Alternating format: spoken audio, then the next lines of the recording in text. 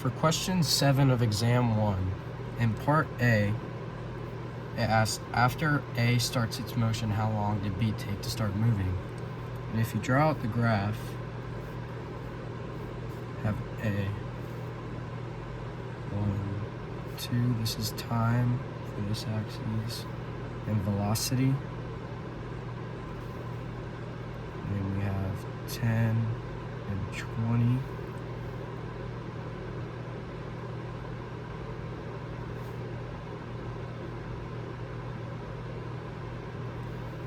And there's B. For part A, we see from this graph that after 1 hour, B starts to move. So the answer to part A is simply 1 hour.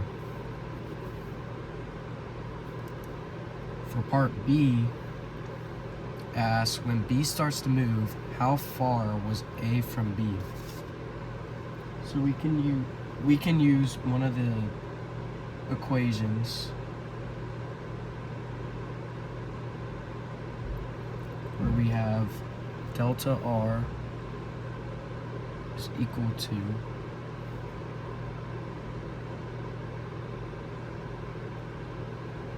the initial velocity plus 1/2 acceleration t squared. And since we know that the initial velocity is 0, we have 0t plus 1/2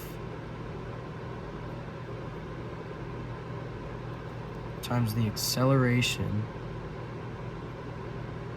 which we get from part C as 10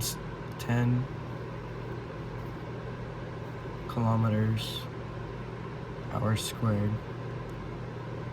So we get 0t plus 1/2 times 10 times 1 squared. I'm taking 1 as in 1 hour. And you get delta R, or vector R, is equal to 5 times 1 squared, which is equal to 5 kilometers. For part C, you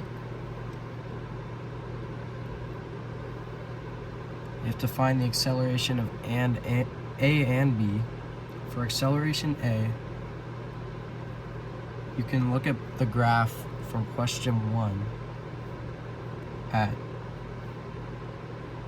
for 1 and 2 hours. You see there's a change of 10 to 20 and 0 to 10 in respect to A.